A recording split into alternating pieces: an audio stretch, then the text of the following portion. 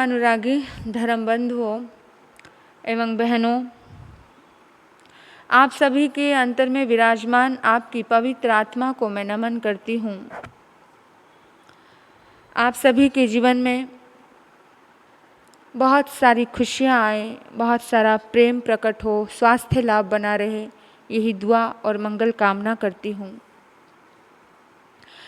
आओ आपको परमात्मा प्रभु महावीर के परम शिष्य की याद दिला देती हूँ। अनन्य भक्त राजा श्रेणिक। बात उस समय की है जिस समय राजा श्रेणिक नास्तिक थे, धर्म को नहीं मानते थे, धर्म पर श्रद्धा और विश्वास नहीं करते थे। लेकिन शादी हो जाती है धर्म पर विश्वास करने वाली लड़की से, और उस लड़की का नाम होता है रानी चेलना। चेलना का एक ही संकल्प होता है कि मुझे अपने पति को धर्म में समर्पित करना है, धर्म में मैं जीवन बनाना है। देखो, पत्नी शब्द, वैसे तो पत्नी शब्द के कई अर्थ निकलते हैं। प प्लस तनी, जो पति से रहे तनी तनी, वो होती है पत्नी।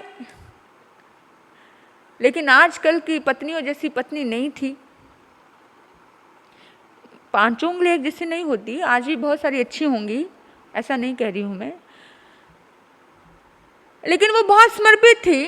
और हमारे भारत देश ने इतना सुंदर रिश्ता दिया है पत्नी को, एक मौलिक व्यवस्था दी है। यहाँ पर पत्नी नहीं कहा जाता, यहाँ धर्म पत्नी कहा जाता है। धर्म पत्नी वह होती है जो पति को पतन से बचाए। धर्म पत्नी कौन सी होती है? जो पति को पतन से बचाए, वो होती है धर्म पत्नी। और श्रेणिक ने धर्म को कोई स्थान नहीं दिया था अपने जीवन में। तो रानी चेलना एक ही काम करती थी, अपनी पति को कुछ अच्छी अच्छी बातें बताती थी, सद्गुरुओं के बारे में, महापुरुषों के बारे में, उनके संतों के बारे में वो बहुत कुछ बताया करती थी। वो बताती थी कि संत हमेशा संभाव में लीन रहते हैं। जैन संत जैसा इस दुनिया में संभावशाली व्यक्तित्व कोई नहीं देखा मैंने। मतलब बहुत कुछ अच्छी अच्छी बातें वो बताया करती थी। तो एक दिन की बात है, राजा श्रेणिक जंगल में शिकार करने के लिए गए। जंगल में शिकार करने के लिए गए तो जिनशासन के मुनि से पाला पड़ जाता है। जिनशासन के मुनि को देखा, याद आ गई, अरे रानी बहुत ज़्यादा बड़ी बड़ी बातें करती है, हमारे मुनि ऐसे, हमारे संत ऐसे, उनकी तपस्या ऐसी, उनकी करनी ऐसी, उनका त्याग ऐसा। आज तो परीक्षा ले ही लेता हूँ, आज तो परीक्षा ले ही लेता हूँ कि आखिर में सचमुच बोलती है या फिर फालतू, ऊंची दुकान फीके पकवान, ऐसा तो नहीं है। मुझे बेकार में बातें करती रहती है, आज मैं रानी को अच्छे से मजा चखाऊंगा। और मुनि तो साधना में लीन है, ध्यान लगा करके बैठे हैं, मुनि को कुछ नहीं पता। लेकिन उनके मन में परीक्षा की भाव आई। पास में एक सांप पड़ा हुआ था, मरा हुआ। उसने उठाया वो सांप और उस मुनि के गले में डाल दिया। अब मरे हुए सांप के अंदर से बदबू कैसी आ रही थी, इतना भयानक था। लेकिन फिर भी उसने सोचा कि मुनि ना इससे तंग होकर के अपना ध्यान खोल देंगे। तो दूर खड़े होकर के उसने 1-2 घंटा तो इंतजार किया, लेकिन मुनि ने ध्यान नहीं खोला। मुनि विचलित नहीं हुए, मुनि ने क्रोध नहीं किया, मेरी तपस्या किसने भंग की, नहीं बोला। अक्सर ये चीजें राजा को बहुत सुनने को मिली थी कि छोटी सी कोई बात हो जाती है तो ऋषि लोग, सन्यासी लोग भड़क उठते हैं, मेरा अपमान कर दिया, जाओ तुम्हें अभिशाप देता हूँ, ये करता हूँ, वो करता हूँ। लेकिन जैन मुनि की कहानी उसने कभी सुनी नहीं थी। जैन मुनि को उसने साक्षात्कार किया नहीं था कि जैन मुनि कभी किसी को अभिशाप नहीं देते हैं। जो संत होता है वो कभी किसी को अभिशाप देता ही नहीं है, और जो अभिशाप देता है वो कभी संत होता ही नहीं है। सच्चे संत की निशानी है कि इन सब चीजों से वो दूर रहता है, संभाव की साधना में रहता है। तो उसने सोचा कि देखो 2-3 घंटे बीत गए लेकिन मुनि का कोई रिएक्शन नहीं, कोई प्रतिक्रिया नहीं, कुछ भी नहीं बोला मुनि ने। आराम से ध्यान साधना में लीन है। आखिर थक के वो घर चला गया और उसने देखा कि चलो कल आकर के देखता हूँ कि मुनि हिले कि नहीं हिले अपनी साधना से, या मुनि का क्या रिएक्शन था। वो गया अपने राजमहलों में, रानी से मिला और रानी से मिलने के बाद उसने कहा कि रानी, आज तो तुम्हारे विश्वास की परीक्षा की है मैंने, आज तो देखते हैं तुम्हारा विश्वास जीतता है या मेरी परीक्षा जीतती है। रानी ने कहा मतलब? मैं समझी नहीं। बोला अरे आज तेरे मुनि मिले मुझे, जिसे तू अपना गुरु मानती है, वो संत मिले मुझे, ध्यान करके बैठे थे। तो रानी तो एकदम से हिल गई, पता नहीं क्या किया राजा ने, क्या किया। बोला क्या किया आपने? राजा तो धर्म से विमुख था। बोला अरे अरे डर मत, ऐसा कुछ नहीं किया है। बोला नहीं नहीं बताओ क्या किया, कैसे परीक्षा ली? बोला उनके गले में मरा हुआ सांप डालकर आया हूं। परीक्षा तो ली थी, फिर मैंने सोचा चलो कल तक का इंतजार करता हूं, कोई रिएक्शन आता है कि नहीं आता है। अगर मुनि की अपनी साधना से विचलित हो गए और अगर उसका उनके ऊपर कोई प्रभाव पड़ा तो तुझे ना ये जो अपने उनके गुणगान गाती है ना, वो गुणगान गाने छोड़ देने होंगे।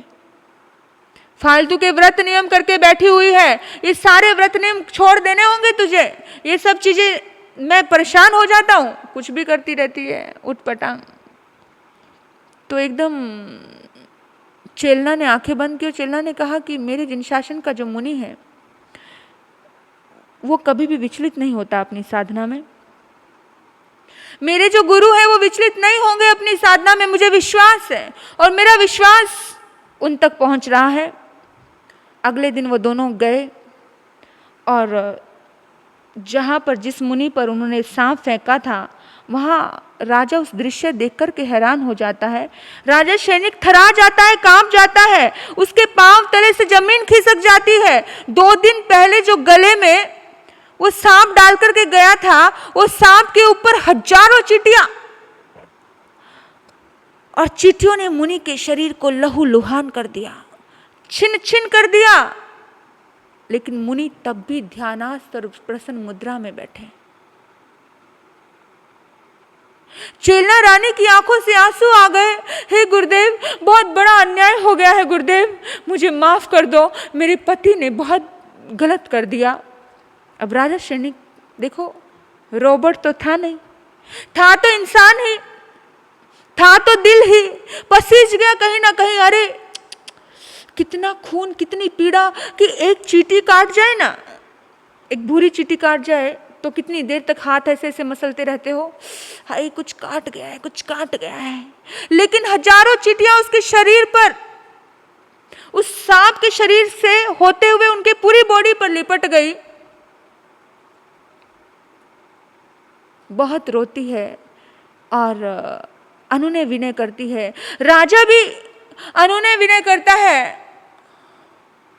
मुनि के बार बार आग्रह करने पर, रानी चेलना के बार बार आग्रह करने पर मुनि ने बड़े प्यार से आंखें खोली। मुस्कुराहट, चेहरे की का तेज, चेहरे की प्रसन्नता ऐसे ही बरकरार है।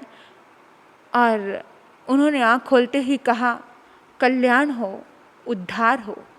और जैसे ये वाक्य बोले, कल्याण हो, उद्धार हो, और एकदम से राजा सैनिक कहते, नहीं मुनिवर, नहीं, आप ऐसा आशीर्वाद मत दीजिए, आप मुझे सजा दीजिए, आप मुझे बोलिए, आप मुझे डांटिए गुरुदेव। मुनि मुस्कुराते हैं। मुनि कहते हैं,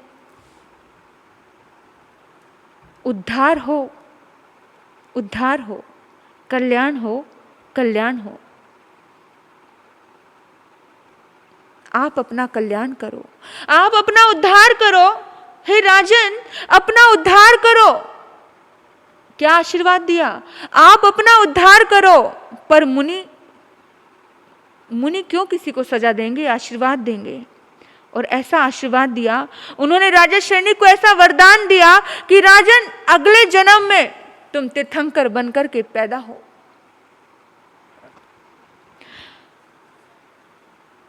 एक वाक्य, राजन तुम्हारा उद्धार हो, तुम कल्याणकारी बनो, तुम्हारा कल्याण हो, अगले जन्म में तीर्थंकर बनकर के पैदा हो।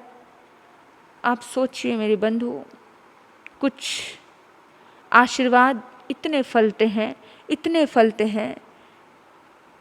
ये सद्गुरु की निशानी होती है, ये सच्चे संत की निशानी होती है। एक रास्ता, एक डायरेक्शन दे दिया, अहित करने वालों को भी एक सही राह दिखा दी, और बस तब से राजा शनि का मन बदल गया कि नहीं यार, नहीं, ये सब छोड़ दूंगा, ये सब कुछ छोड़ दूंगा, ये शिकार खेलना, ये हिंसा करना, ये कितना दर्दनाक है, ये सब छोड़ दूंगा। और सब छोड़ दिया, सब छोड़ दिया, उस मुनि के प्रभाव में आकर के सब छोड़ दिया, और भगवान महावीर का भक्त हो गया, परम भक्त हो गया। इतनी साधनाएं की, इतनी साधना की कि तीर्थंकर गोत्र का बंद कर लेते हैं। एक मुनि के आशीर्वाद का वो निमित्त, मुनि का दिया हुआ एक डायरेक्शन, मुनि की दिया हुआ एक राह, उस राह पर बढ़ पड़ते हैं। जिंदगी में कोई सद्गुरु मिल जाए तो अपना सब कुछ निछावर कर लेना, सब कुछ निछावर कर देना। सब कुछ निछावर करने के बाद भी अगर सद्गुरु मिलते हैं तो उन सद्गुरु के चरणों को पकड़ लेना, छोड़ना मत। अहित करने वालों का भी हित करते हैं, ऐसे होते हैं सच्चे संत। सच्चे संत की पहचान ही ऐसी होती है, अहित करने वालों का भी हित करते हैं। संत कबीरदास जी कहते हैं, कबीरा वे नर अंध है,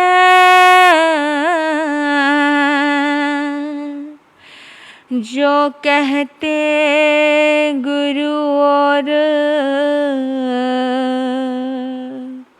हरि रूठे तो ठोर है, गुरु रूठे नहीं ठोर। कबीर जी कहते हैं, ध्यान रखना, ईश्वर, माता पिता, रिश्तेदार, देश विदेश, यहाँ तक कि सारी दुनिया रूठ जाए, कोई बात नहीं, लेकिन गुरु मत रूठने देना। हरि रूठे गुरु ठोर है, यानी भगवान भी रूठ जाए तो भी गुरु के पास स्थान है, लेकिन गुरु रूठ जाएगा तो कोई स्थान नहीं देता है। मार्ग दिखाने वाला रूठ जाए, रास्ता बताने वाला रूठ जाए तो कोई स्थान नहीं देता है। इसलिए अपने आप से एक संकल्प करना, जिंदगी में अपने गुरु को कभी रुसाना मत, रूठने मत देना। कवि ने बड़ा अच्छा बोला है, जग रुसदा ते रुस जावे, जग रुसदा ते रुस जावे, कदे साडा सतगुरु न रुस जावे, कदे साडा सतगुरु न रुस जावे, कदे भी अपना सतगुरु नहीं रुसावांगे, कदे भी अपना सतगुरु नहीं रुसावांगे, जी चाहे मरिए रिश्ता निभावांगे, गुरु चरणों में बैठ कसम जो खावांगे, गुरु चरणों विच बैठ कसम जो खावांगे, जी चाहे मरिए तोड़ निभावांगे। जग रुसता है तो रुस जाए, लेकिन हमारा सतगुरु हम कभी नहीं रुसाएंगे, कभी नहीं रुसाएंगे। याद रखना मेरे बंधुओं, कबीर जी साधारण व्यक्तित्व के नहीं थे, वो बहुत पहुंची हुई आत्मा थी।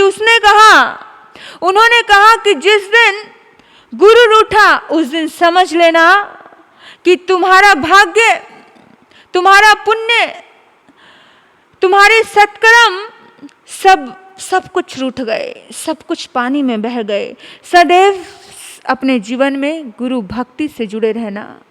गुरु शक्ति अपने आप आपके जीवन में काम करने लग जाएगी। गुरु भक्ति से जुड़े रहोगे तो गुरु शक्ति अपने आप आपका काम करेगी। गुरुओं में बड़ी शक्ति होती है, गुरु की भक्ति में बड़ी शक्ति होती है। आपको पता है 3 खंड के स्वामी रावण, उनके पास 18,000 रानियां थी। वासुदेव, स्वर्णमयी लंका थी, सोने की नगरी थी। उनके पास ऐसी शक्ति थी कि देवतागण नतमस्तक होते थे, नवग्रह उनके वश में होते थे, इंद्र खुद उनके घर पानी भरता था, इतनी शक्तियां थी। 10 सिर थे, दशानन नाम था, लेकिन 10 सिर में एक सिर भी गुरु आशीष नहीं पा सका। एक सिर भी गुरु आशीष नहीं पा सका। क्यों? क्योंकि रावण का कोई गुरु ही नहीं था। श्री राम एक ही सिर था, जंगल में थे, वनवासी थे, कुछ भी नहीं था, लेकिन गुरु वशिष्ठ की छत्र छाया थी, गुरु का आशीर्वाद था। परिणाम आपके सामने है। रावण के पास सब कुछ होते हुए भी रावण का सब कुछ छिन गया। गुरु की शक्ति नहीं थी, गुरु का आशीर्वाद नहीं था। मैंने कहा अभी कि जग रूठदा तो रूठ जावे, परमात्मा भी रूठ जाए, पर गुरु साथ होने चाहिए। रावण के पास सब कुछ होते हुए भी सब कुछ खत्म हो गया क्योंकि गुरु नहीं था। राम के पास कुछ भी नहीं था, जंगल में थे, सब कुछ खड़ा हो गया। रावण का खुद का भाई राम के सानिध्य में आ गया, रावण की लंका जलकर के राख हो गई। सोचने वाली बात है कि राम दुश्मन को भी अपना बना लेते हैं। जब गुरु साथ नहीं होता तो खुद का सगा भाई दूर हो जाते हैं, अपने भी दूर हो जाते हैं, और जब गुरु का शक्ति, गुरु का आशीर्वाद साथ होता है तो पराये भी अपने हो जाते हैं। ये सब आशीर्वाद का चमत्कार है। वन में, जंगलों में वो चंचल से बंदर, उन बंदरों ने भी सेना के जैसे काम किया है। गुरु आशीष के काबिल बनाना अपने शीश को। शीश झुकेगा तो आशीष मिलेगा, शीश झुका आशीष मिलेगा। गुरु से पहले ईश मिलेगा, गुरु से ईश मिलेगा। अपना शीश गुरु चरणों में झुका देना। मेरे बंधुओं, सदगुरु आपके जीवन में आ जाए, उस सदगुरु के चरणों में अपना सिर रख देना। गुरु के चरणों में रखा हुआ सिर फिर कभी किसी और के सामने झुकाने की आवश्यकता नहीं पड़ती है। सदगुरु की पहचान क्या है? सदगुरु एक ऐसा व्यक्तित्व है, देखो मेरे बंधुओं, हर चट्टान में माणिक्य नहीं होता, हर वन में चंदन नहीं मिलता है, हर हाथी के मस्तिष्क में मुक्तामणि नहीं होता है। तो सदगुरु विशेष रूप से वही होते हैं जो निस्वार्थ भाव से आपसे जुड़े होते हैं। बंधुओं, सदगुरु के मन में सबके प्रति संभाव होता है और सद्भाव होता है। सदगुरु को हिंसक प्राणी भी क्षति नहीं पहुंचाते हैं। उनके भीतर में इतनी करुणा होती है। एक बार की बात है, महात्मा बुद्ध देखते हैं कि एक शेरनी बहुत ज्यादा भूखी है, तड़फ रही थी भूख से, और महात्मा बुद्ध ने सोचा करुणा के वशीभूत होकर के कि ये मुझे खा लेगी तो इसको तृप्ति मिलेगी, इसको शांति मिलेगी। महात्मा बुद्ध ने अपना हाथ आगे बढ़ा दिया। आप यकीन नहीं करोगे, उस शेरनी ने मुंह फेर लिया। ऐसी चमत्कार, ऐसे करामात होता है सच्चे संत का। आप देखिए, उस शेरनी ने अपनी क्षुधा मिटाने की नहीं सोची, मुंह फेर लिया। दधीची ऋषि अपनी अस्थियों का दान करने के लिए शेर के आगे अपना शरीर समर्पित कर देते हैं, लेकिन तब वो हिंसक शेर भी अपना मुंह फेर लेते हैं। भगवान महावीर जिन रास्तों से चलते थे, उन रास्तों पर कांटे फूल बन जाते थे। भगवान महावीर की साधना देखोगे तो शेर और गाय को एक घाट पे पानी पिला देते थे। जब वो सन्यासी थे, उस समय में देखो उनका जीवन, उनका व्यक्तित्व कितना ऊंचा था कि जब जिस ओरे में महावीर होते थे और उस ओरे में कोई हिंसक जीव आ जाता था तो गाय का बच्चा शेरनी का दूध पीने लग जाता था, शेर का बच्चा गाय का दूध पीने लग जाता था। ऐसा संभाव, ऐसा समता का भाव आ जाता था हिंसक प्राणियों में भी कि कितना दुग्धपान एक दूसरे का कर रहे हैं और कितना आराम से मातृ ममता का भाव ऐसे धारा प्रवाह बह रहा है। अहिंसक जीवों को भी, इतनी हिंसक जीवों को भी अहिंसा का भावना भर दी, ऐसा व्यक्तित्व होता है सद्गुरु का। हिंसक जीव भी उन्हें छू नहीं पाते हैं, हिंसक जीव भी उनका कुछ नहीं बिगाड़ते हैं, हिंसक जीव भी उनके चरणों में नतमस्तक होते हैं। ऐसा महान व्यक्तित्व होता है। और आपको क्या बताऊं, महापुरुष तो सदैव ऐसे ही होते हैं। बादल को देखो, कभी भेदभाव किया है बादल ने? कभी सोचा कि किसी अमीर के राजमहल पे ही बरसूंगा, किसी गरीब की झोपड़ी में नहीं बरसूंगा, बिना किसी भेदभाव के? संत ऐसा ही होता है, बादल जैसा। कभी नदी को देखा? नदी ने कभी सोचा कि मेरी बहती हुई नदी का पानी मैं किसी राजा को ही दूंगी, कोई गरीब नहीं पी सकता है? कभी नहीं सोचा। बहती नदी में कोई भी पानी पी सकता है, कोई भी नहा सकता है, कोई भी हाथ धो सकता है, कोई भी आराम कर सकता है। वृक्षों ने कभी सोचा? प्रकृति ने कभी सोचा कि मेरे फल मैं किसी अमीर के झोली में डालूंगा? नहीं सोचा। मेरे फल कोई गरीब खाए या अमीर खाए, कोई पत्थर मारे तो भी मैं फल दूंगा।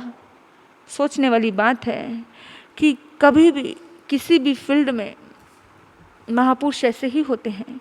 वो कभी सोचते नहीं हैं, कभी नहीं सोचते हैं। वो अपने कभी गरीबी अमीरी का नहीं सोचते, वो कभी पापी का नहीं सोचते, वो कभी धर्मात्मा का नहीं सोचते। वो सबका उद्धार करते हैं, सबका कल्याण करते हैं।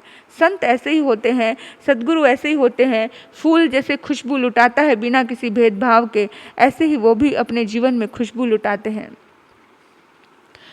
तुम फूल बरसाओ या अंगारे, तुम फूल बरसाओ या अंगारे, संत को तो सब है प्यारे, संत को तो सब है प्यारे। इसी तरह की भावना होती है किसी सद्गुरु में। कोई पूजा करे, कोई आरती उतारे, या कोई गाली बके, या कोई नेगेटिव बोले, संत को सब प्यारे होते हैं, सब प्यारे होते हैं। महावीर के पास एक व्यक्ति, कुछ बच्चे इकट्ठे होकर के आते हैं। महावीर ध्यानास्थ खड़े हैं और वो बच्चे एक पत्थर लेते हैं और वृक्ष पे मारते हैं।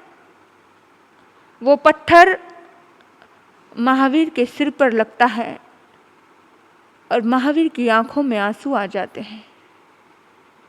उन बच्चों को बड़ा दुख होता है। बच्चे जाते हैं उनके पास, उनको कहते हैं, बाबा बाबा क्या हुआ? हमारे पत्थर लग गया, चोट लग गई, हमें माफ कर दो बाबा, हम तुम्हें नहीं मार रहे थे।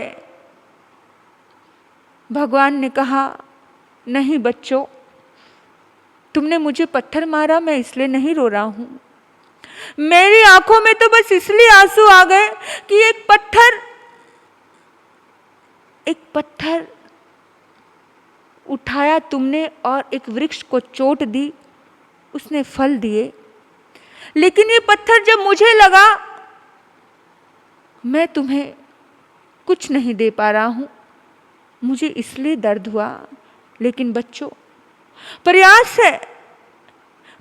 है मेरी साधना काल में, जो मैं साधनाएं कर रहा हूँ इसलिए कर रहा हूँ कि मेरे ओरे में कोई भी दुखी आ जाए, वो दुखी, उसका दुख सुख में बदल जाए। और ये इतिहास कहता है कि महावीर ने जब 12.5 वर्ष तक साधना की, उसके बाद जब उन्हें कैवल्य की प्राप्ति हुई, महावीर के ओरे में आने के बाद किसी का दर्द नहीं रहता था, किसी की तकलीफ नहीं रहती थी, वो सुकून में बदल जाता था। वो दुख वो सुख में बदल जाता था। महावीर की साधना का ऐसा प्रभाव हो गया था, महावीर के वो आंसू वेस्ट नहीं गए। महावीर ने बड़ी साधनाएं की। जब वो पत्थर उन्हें लगा, तब उन्होंने सोचा कि ऐसा करूं कि दुनिया के सारे संसार को सुखी करने की ताकत मेरे भीतर में आए, मैं सारी दुनिया को सुखी कर दूं।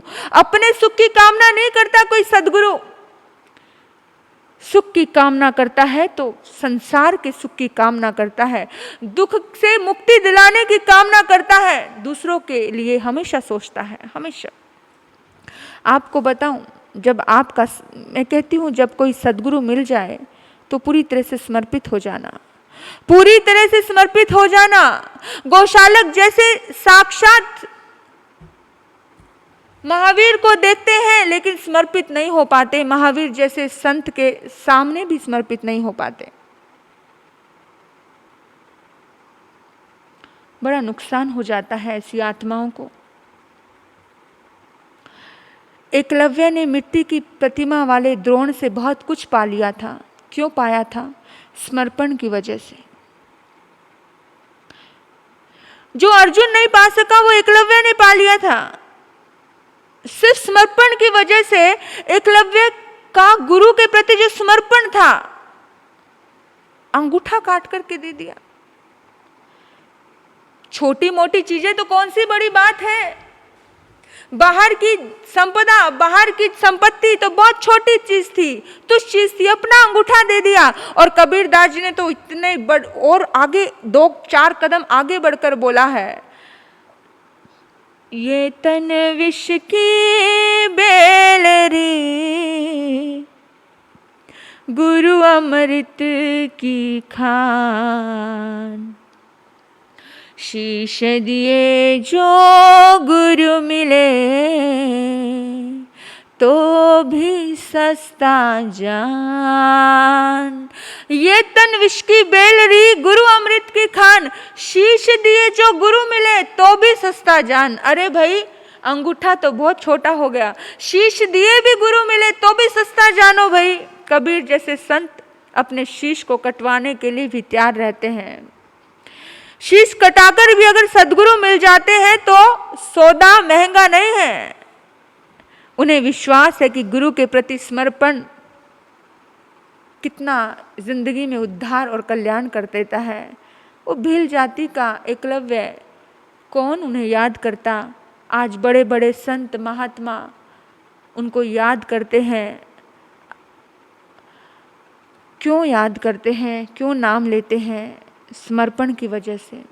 अपने भीतर में समर्पण को जगाना, जितना भी गहरा समर्पण होगा, जितना गहरा समर्पण होगा, उतनी गहरी आपके प्रति गुरु का आशीर्वाद बरसेगा। जितना गहरा समर्पण, उतना गहरा आशीर्वाद। आपको गुरु का आशीर्वाद मिले, आपके ऊपर गुरु के वरदान बरसे। इन्हीं शुभ भाव से अपने वक्तव्य को यहीं विराम देती हूँ। ओम शांति, ओम शांति।